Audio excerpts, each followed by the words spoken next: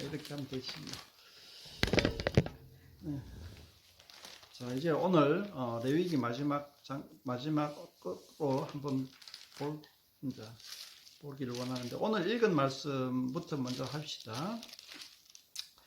오늘 읽은 말씀은 이제 안식년에 관한 거 나오고, 이제 희년에 관한 거 나오는데, 안식년은 매 7년마다 한 해씩 본문에 나온 대로 이제 농사를 짓지 말고 그냥 묵혀두라. 그리고 묵은 밭에서 나오는 것들은 이제 그 땅에 가난한 사람들이 먹게 될 것이다. 뭐 이렇게 이제 그런 내용들로 이제 구성되어 있죠. 자, 여기서 우리가 이제 특징적인 거는 이제 7년마다 이제 그 묵히는 게 중요한 것도 있겠지만, 그때 나온 것들은 이제 가난한 사람들을 배려하게 한다 하는 굉장히 중요한 내용들이죠. 자, 그 다음에 이제 희년이라 하는 건데, 희년이란 제도는 이제 50년마다 한 번씩 오는 거죠. 50년째에도 파종하지 마라. 11절에 보면 파종하지 말고, 그때도 이제 뭐 가난한 사람들 주는 것도 주는데, 희년에서 가장 중요한 거는 땅이 원래 소유자한테로 아무런 그 금전적 거래 없이 그냥 자동으로 원래 소유자한테로 돌아가 버리게 되는 겁니다. 그러니까 그게 이제 희년이란 제도고, 거기서 이제 그 땅이라 하는 거는 이제 그 사람의 생업이고, 농업이 거의 그 뭐라 하나 주된이 아니고 거의 모든 그 사람들의 그 삶의 그 근원이 되는 거기 때문에, 이때만 해도 그렇죠. 예. 그 땅이 이제 그 원래 소유자한테 돌아간다는 것은 그 사람의 그 인권, 가장 기초적인 그 인권을 갖다가 생각한다 하는 내용들. 이 희년이라 하는 제도는 그 어느 그 고대 문서에 봐도 나오지 않는 그런 아주 그 특징적인, 아주 그 독자적인 그런 내용이 되겠습니다. 우리가 보통 이제 구약 성경 그 모세 오경 볼 때에 곧잘 비교하는 게 이제 함무라비 법전이거든요. 함무라비 법전이 이제 모세 출애굽 시대보다 조금 더 이전의 시대로 이제 우리가 알고 있는데, 그러니까 이제 십계명보다 조금 더 앞선 법이죠. 그렇게 이제 그런데도 이제 이런 희년이라 하는 것들은 거기서 전혀 찾아볼 수 없는, 그리고 수메르 문화에서도 찾아볼 수 없는, 그리고 그 이후에 뭐 바벨론이나 뭐 페르시아나 뭐 그런 데는 뭐 그리스까지, 헬라 제국까지 와도 뭐, 그리고 로마 제국까지 와도 이 희년이라 하는 제도는 찾아보기 힘들어요. 근데 이제 이제 예, 그렇죠. 그 다음에 이제 이 희년이라 하는 제도에는 이제 최후의 보루, 50년마다 자유를 찾아주고 그 땅의 원주인을 찾아주는, 노예가 해방되고 자유를 찾아주는 건 최후의 보루입니다.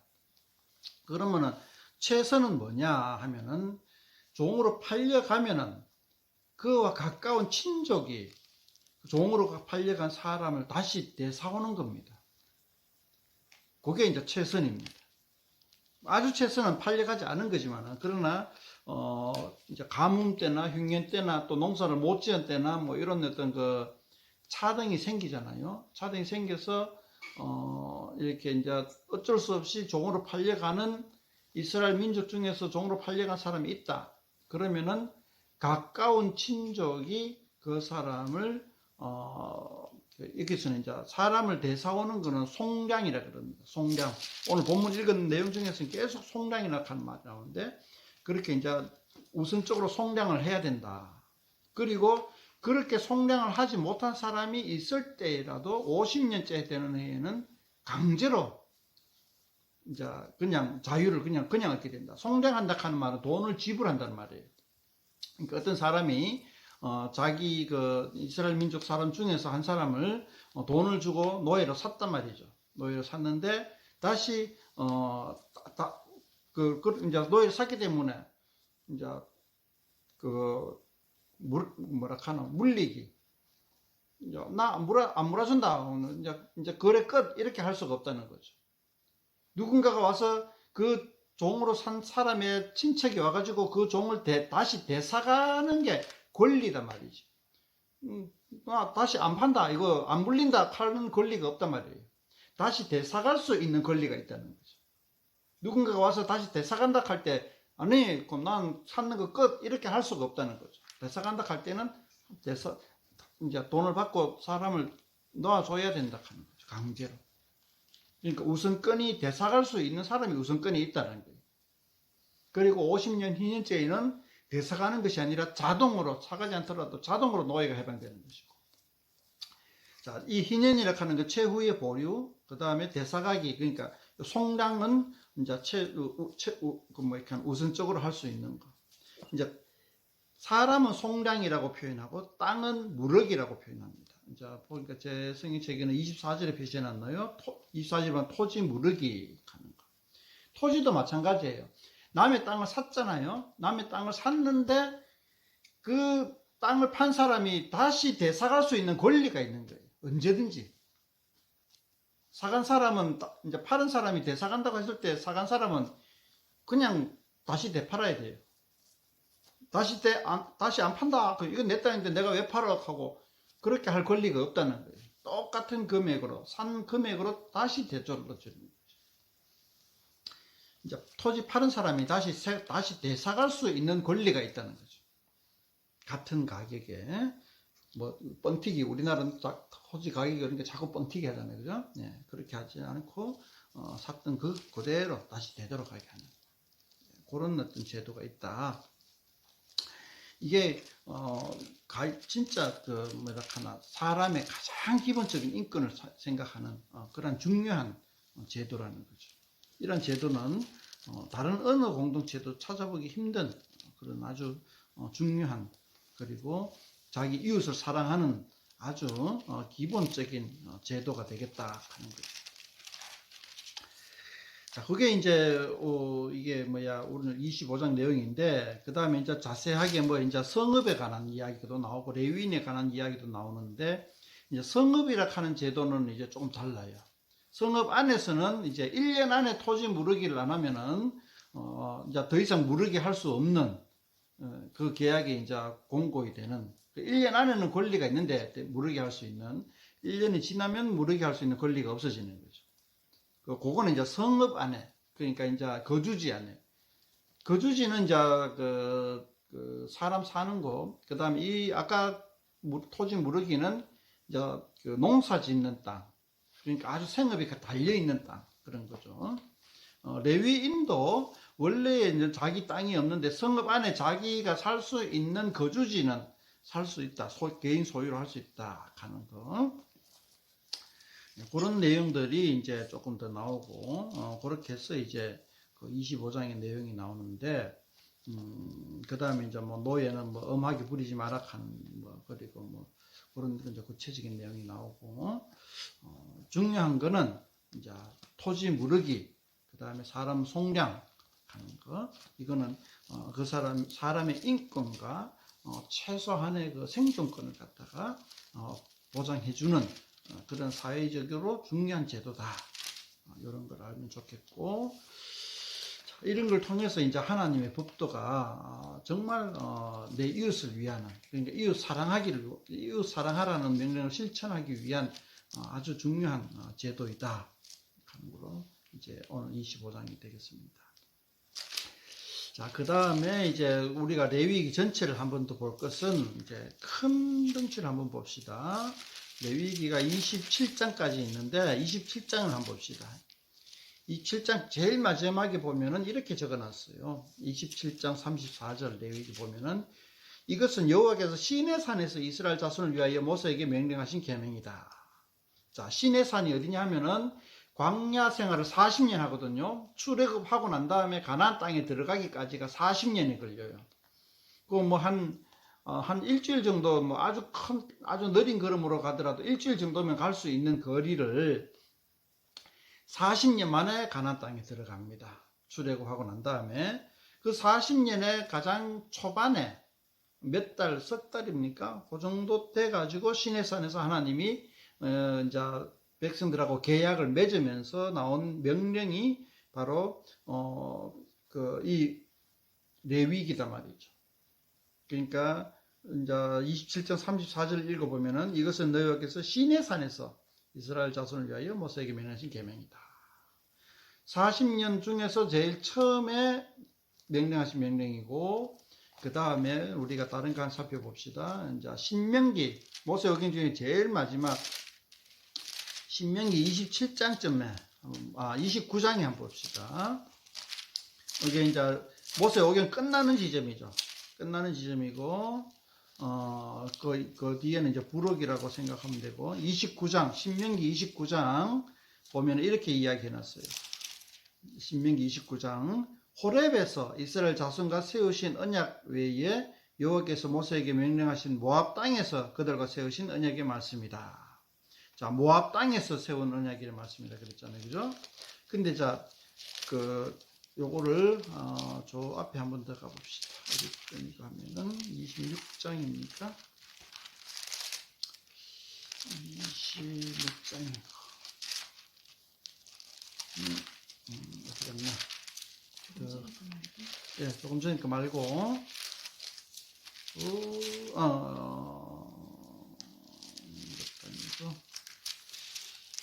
잠깐만요. 죄송합니다. 어디 갔나?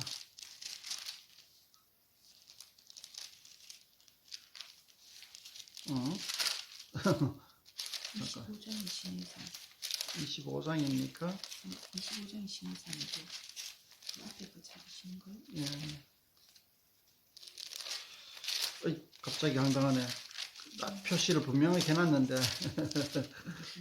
선명하게 해놨는데 선명하게 해놓은 표시가 안 보이네요. 자, 차근차근 찾아봅시다. 중요한 방이라 그래요. 중요한 구절이라 그래요. 똑같은 내용이에요. 방금 읽었는 구절하고.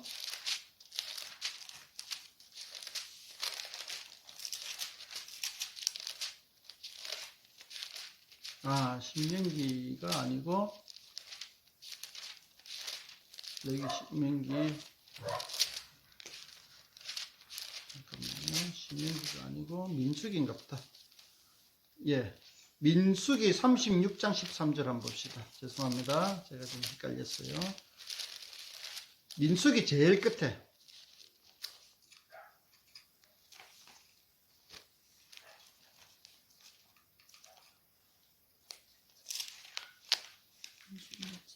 민수기 제일 끝 36장 13절.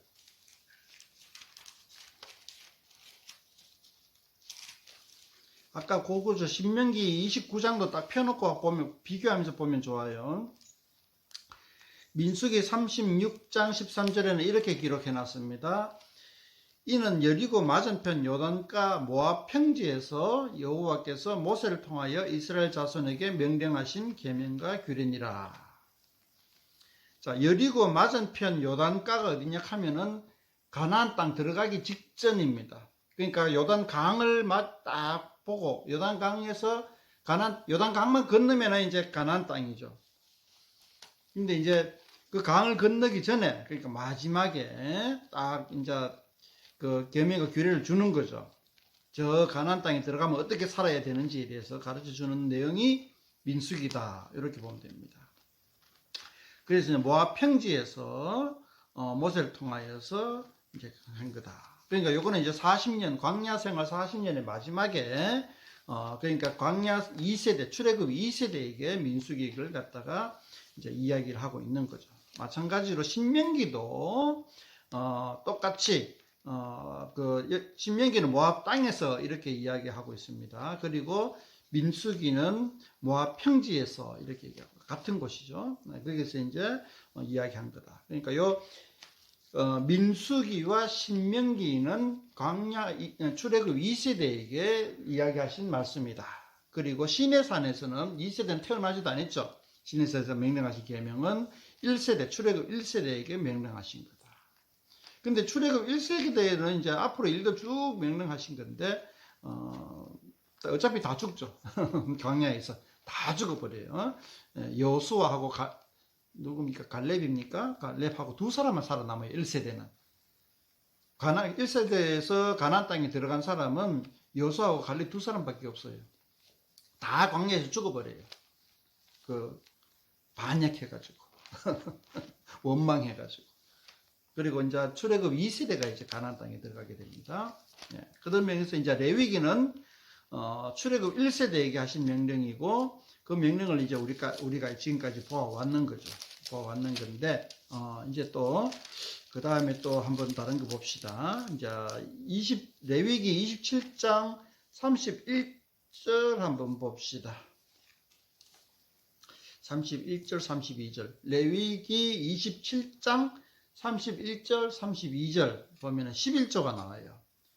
만일 어떤 사람이 그의 11조를 물으려면 그에게 5분의 1을 더할 것이요 뭐 어쩌고 11조가 나오죠. 네.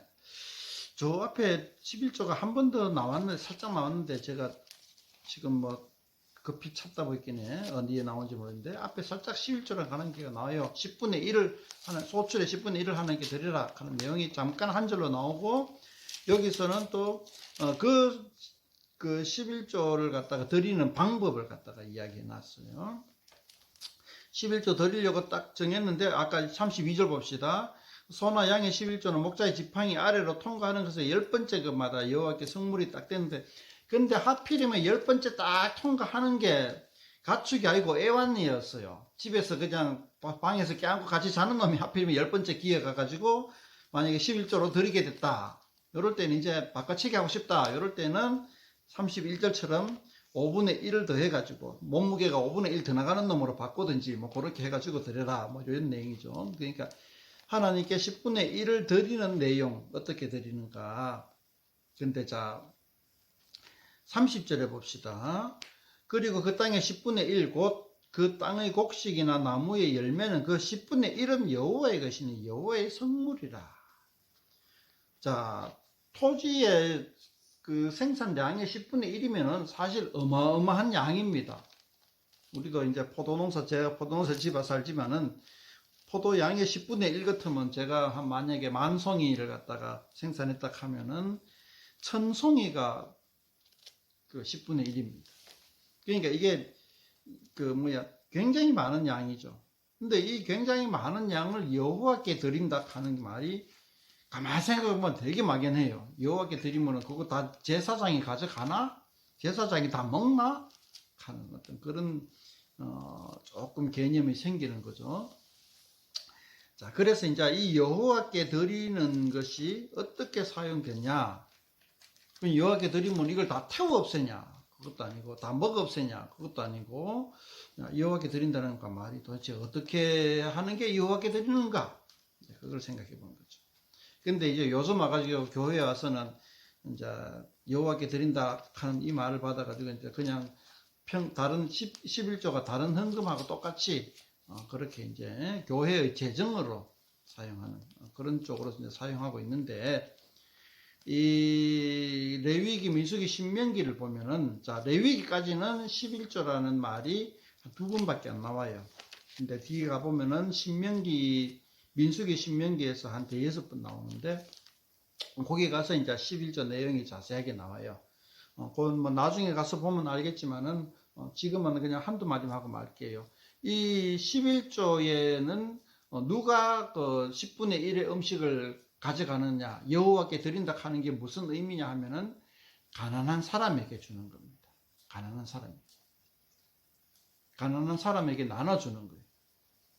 그러니까 이게 이제 오늘날 복지 제도의 가장 뭐라 해야 되나 기초적인 버전, 원시적인 버전인 거죠. 이제 그렇게 생각하고 자세한 내용은 나중에 신명기, 민수기 볼 때에 한번 살펴보면 좋겠습니다. 그거까지만 알고 이제 우리가 신약으로 넘어가면 좋겠습니다. 자, 제가 준비한 말씀은 대충 여기까지 말씀을 드리고 또 이제 다른 분들이 한번 레위기나 모세 오경이나 뭐 11조나 뭐 토지 무럭이나 사람 속량하는 것에 대해서 의견이나 뭐 질문이나 있으면 이야기해 주면 좋겠습니다. 그럼 신명기하고 민수기에 나오는 명령이 같은 겁니까? 다른 거죠? 그럼 그러니까 다 가나안 들어가기 직전인데. 네, 직전인데 민수기는 주로 이제 그 사도행전과 같이 그 40년간 어떻게 살아왔는지에 대한 그 회고록입니다. 민수기는. 아까 똑같은 구절이었잖아요. 예. 이것이 명령하신 여호와의 계명이라 예, 그랬잖아요. 예, 예. 그럼 신명기에도 있고 민수기에도 있단 말이야. 그렇죠. 그럼 이게 같은 내용, 같은 사건이었는지. 예, 제가 볼 땐 같은 한 사건을 두 건으로 나눈 것 같아요. 그러니까 이 사람 여기에 쓰고 여기에 썼다라는 거죠. 그러니까 들어가기 전에 1세대한테 명령 한 번, 2세대에 명령 한 번. 예, 예. 그렇게 되는 건가? 예, 예. 그렇죠. 그러니까 예수님 말씀은 누가복음에도 나오고 요한복음에도 나오고 그렇게 썼는 것처럼. 예, 예. 근데 이제 같은 말씀의 다른 버전이 아니고 민수기는 주로 회고록이고 신명기는 주로 명령으로 다 돼 있고 법전으로 다 돼 있고 그렇게 정도. 민수기가 해고록. 회고록 정도. 뭐 다 100%는 아닌데 회고록 위주로 기록되어 있고 신명기는 법률 위주로 기록되어 있다. 그렇게 이제 하면 되겠습니다. 그리고 찬송가에 보면 맨날 요단강 건너서 가리 하잖아요. 예. 그게 이거죠. 예, 예. 그러니까 요단강만 건너면 가나안에 들어간다. 예, 예.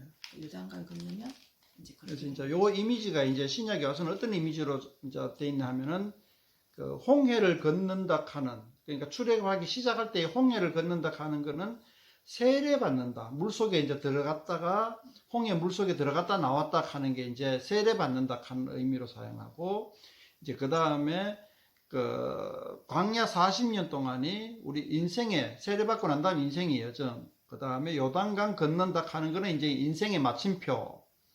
이제 요단강 건너가지고 가나안 땅에 들어간 거는 인생의 마침표, 영원한 천국에 들어간다 하는 이런 이미지가 형성이 되어 있다는 거죠. 근데 이제 저거 약간 헷갈리긴 하는데 요단강 건너간다 하는 개념은 성경에 대한 개념, 성경에서 기록한 개념이 아니고 현대 우리 20세기 기독교인 한국 기독교의 개념이다. 이렇게 저는 생각을 합니다. 제가 거기에 대해서 이제 자세히 연구는 안 해봤는데 그 정도고, 그 다음에 그 홍해 건너는 것이 세례 받는 것이다 하는 것은 신약 성경의 개념입니다. 사도 바울이 그렇게 이제 이야기를 했는 것이고, 이제 요단강 건너간다 하는 개념은 이제 우리가 장례식장에서 나오는 개념 그런 개념이고, 이제 우리나라 찬송가에 있는 것도 아마 우리나라 찬송가일 거예요. 서양에서 들어온 찬송가가 아니고 요단강 건너가 만나리 가는 게 서양에서 유래된 찬송가가 아니고 우리나라 전통 찬송가, 우리나라에서 작사 작곡한 찬송가일 거예요 아마. 네, 이야기 잘했네요. 근데 이제 제가 그거는 약간 착오가 있을 수도 있습니다. 자신이 없네요. 그렇게 얘기한 거에 대해서 한번 각자가 한번 검증해 보시기 바랍니다. 제가 말씀드린 거에 대해서. 그리고 지금 땅을 이제 물려줘라 라고 이야기를 할 수 있는 이유가, 예. 지금 가나안 들어가기 전에, 예. 그러니까 땅을 밟기 전에 미리 이렇게 나중에 사거든 물러라라고 이야기할 수 있는 근거가, 예. 가나안에 들어가서 땅을 분배해 주잖아요. 예. 어느 지파는 요 땅, 어느 지파는 이 땅, 요 땅 분배해 주기 때문에 이제 네가 너들이 평생 살 땅은 여기다라고 가르쳐 주는 거고, 예. 그러고 나서 살다가 보면 땅을 팔 수도 있고 이제 뭐 노비가 될 수도 있고 그런 상황이 되거든. 다시 원래대로 되돌릴 수 있는 그런 상황인데, 지금 현대 같은 경우에는 땅 주인을 못 찾아. 예를 들어서 바로 앞대는 찾을 수 있다 치더라도, 그러니까 현대에는 요 문자 그대로는 불가능한 상황인 거지. 이제 여기서는 이제 우리는 문자적으로 받을 것이 아니고 그 정신을 받아야 되는 거지. 그러니까 인간의 생존권, 가장 기본되는 생존권을 갖다가 요즘은 이제 뭐 의식주라 그러죠. 옷 입고 밥 먹고 거주할 수 있는 주택, 의식주 하는 게 이제 우리의 생존권의 가장 3대 요소 뭐 이런 식으로 이제 이야기하고 있는데, 이제 21세기 와서는 뭐 의식주가 생존권으로 생각을 안 하죠. 그죠? 생존권은 이제 요즘 와서 생존이 직결되는 거는 사회적 왕따, 소외감이 가장 큰 생존권의 위협이 되는 요소인 것 같아요. 요즘 와서는 의식주보다는. 그런 식으로 이제 세월에 따라 가지고 생존권, 기초 생존권에 관한 내용들이 좀 달라질 수 있겠죠. 근데 이제 이때 이제 출애굽 세대 BC 1400 300년도 좀 되는 시대에는 땅을 통한 농업을 통한 땅에 자기 땅에서 농사를 짓는 그것이 생존권의 가장 중요한 요소인 거죠. 거기에서 이제 토지 무르기나 뭐 이제 노예 제도에서 이제 인권 같은 것들 이런 것들이 이제 생존권 중에서 이제 그것을 제도로 못 박아놨다. 나중에 이제 누굽니까? 기회가 안 나네. 대충. 아니 그게 아니고 성경에 생각이 안 난다. 루키. 네, 루키 보면은 예수님의 쭉 다윗 자손 혈통 중에서 이제 룻이라서 하는 사람이 있는데 거기에 보면 이제 토지 무르기 제도가 나와요. 룻기라는 구약 성경책 읽어보면은 그건 아마 뭐 시대가 한 사무엘 시대입니까? 뭔지 헷갈리는데 한참 후에요. 한참 후인데 이제 그걸 봐서는 이제 이 토지 무르기에 대해서는 어느 정도 제도가 살아 있었다. 그 정도로 생각해 볼 수가 있어요. 근데 이 희년이라 하는 제도는 살아 있지를 못했어요. 희년이라 하는 제도는 시행이 된 적이 없고 아마 히스기야 왕 때인가 그때 아마 토지나 희년이라 하는 제도가 한번 시행됐다 하는 기록이 있는데 그 외에는 희년이 실행되었다 하는 기록이 없어요. 근데 토지 무르기는 지속적으로 어떤 어느 정도 많이 적용했나 적용 안 했냐는 모르겠는데 사회적 상식으로 받아들여지고 있었다 하는 것은 알 수 있는 것 같아요.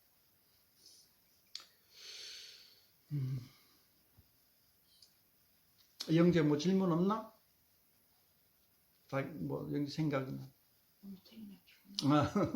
밤에 출동을 많이 했구나. 정진이. 모세오경에서 각 제목이 궁금해요. 제목의 의미가. 창세기, 출애굽, 레위기, 민수기, 신명기. 네, 제목이랑 내용이 궁금해요. 창세기는 세상이 창조된 거고 출애굽기는 애굽을 탈출한 내용이고 레위기가 좀 이상한데 이제 레위기라고 이름 지은 거는 이제 레위 지파를 떠서 레위기를 했고 레위 지파의 주된 업이 제사장으로서의 역할을 하는 것이기 때문에 근데 제사 제도에 대해서 이제 레위기 처음에 나오니까 그래서 아마 레위기라고 이름을 지은 것 같고 민수기라는 이름은 아까 광야 40년 여정을 되돌아보는 회고록의 의미가 있는데 왜 민수기라는 이름이 적혀졌냐 하면은 회고하면서 이 출애굽한 사람이 몇 명인가 다 세아려 본 거예요.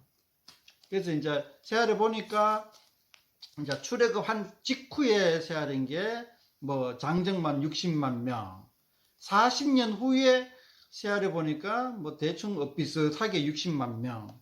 이제 별로 차이가 크게 나지는 않은 거예요. 1세대와 2세대. 1세대 다 죽고 2세대가 똑같이 이제 한 60만 명 장정만 그렇게 비슷하게 나. 그 백성의 숫자를 규모를 갖다가 파악한다고 처음에 딱 나와요. 민수기 처음에. 그래가지고 아마 백성 민자 수 해가지고 민수기 숫자를 세야겠다고 해가지고 그래가 민수기 되었고 신명기는 이제 펼 신자 써가지고 명령할 때 명자 해가 신명기 명령을 폈다 했는데 제가 볼 때는 이 신명기 이름을 잘못 적은 것 같아요. 이제 옛날에는 신학자들이 신명기의 내용은 레위기의 내용을 갖다가 더 상세하게 나열했다 해가지고 이제 신명기라는 이름을 붙인 거죠. 그런데 아직도 그런 의견이 많아요. 그런 의견이 반반이고 거의 주류에 가까워요. 반반이 아니고 한 6대4 정도. 6 정도는 레위기의 명령이 반복되었다라는 것으로만 인식을 하고 있어요. 근데 이제 제가 방금 말씀드린 요 내용은 그렇게 이제 주류 의견은 아닌데 편 내용도 있지만 새로운 내용도 많아요. 예를 들어 가지고 도피성 하는 것들이 이제 신명기만 나오는 제도이고, 여러 가지 이제 신명기만의 독특한 명령들도 있어요. 그래서 이제 옛날에 송재근 교수님이 아마 주창을 했죠. 제가 영향을 많이 받은 교수님인데, 그분이 이제 신명기는 레위기를 펼친 말씀이 아니고 광야 2세대에게 하신 말씀이다. 레위기는 광야 1세대에게 하신 말씀이다. 이렇게 이제 구분한다. 물론 중복되는 게 많이 있겠죠. 어차피 가나안 땅에 들어가서 어떻게 해야 된다 하는 것들을. 그러나 그 대상이 다르다. 대상이 다르다. 명령하는 대상이 다르다. 그렇게 이제 보고 있는 거죠. 그래서 신명기라기보다는 가나안 정착 후에 어떻게 살아갈 것인가에 대한 명령이다. 이렇게 이제 얘기하면 좋겠어요. 뭐 이러면 뭐 생각은 안 해봤어요. 신명기 대신에 뭘 하면 좋겠다 하는 건 생각 안 해봤어요. 자, 고모는 혹시 뭐 하실 말씀? 모세오경이라는 말이 나는 뭔지를 몰랐는데 모세오경이 그 창세기부터 신명기까지를 모세오경이라고 하는 거니까. 예. 자, 우리는 이제 모세오경 이렇게 이제 표현을 하는데, 유대교인들은, 예수님 당시에 유대교인들은 이 모세오경을 토라라 그랬어요. 토라. 이제 율법이란 말이죠. 토라 하면 이 모세오경을 이야기했어요. 코란이랑 많이 다르다. 응? 코란하고는 다른. 예, 코라는 그 구약 성경 플러스 누구죠? 이슬람 마호메트가 기록한 경까지 합쳐가지고 코란이라 그래요. 이제 우리는 성경 하면, 우리 기독교에서는 성경 하면은 우리가 지금 현재 가지고 있는 구약 39권으로 나눠져 있고 신약 27권으로 나눠져 있는 요걸 갖다가 우리는 성경이라 이렇게 하고, 천주교 성경은 조금 달라요. 이제 그렇습니다. 그렇고 이제 모세오경이라 하는 것들은 유대교인 중에서도 사두개파가 가지고 있는 경전을 이제 우리가 말하는 모세오경을 이제 그런 건데, 토라라 그러고 우리나라 말로는 율법 이렇게 얘기하고 있고, 그 다음에 이제 모세오경 외에도 우리 그 구약 성경 많이 있잖아요. 예, 그 많은 것들은 이제 신약 성경에 보면 선지서라 그래놨어요. 선지서.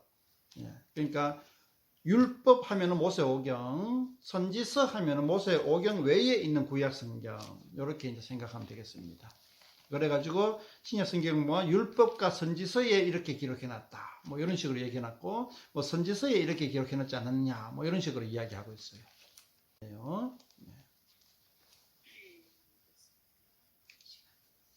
예, 시간이 많이 흘렀네요. 질문 한 번만 더 있으면 받았고, 안 그러면은, 예.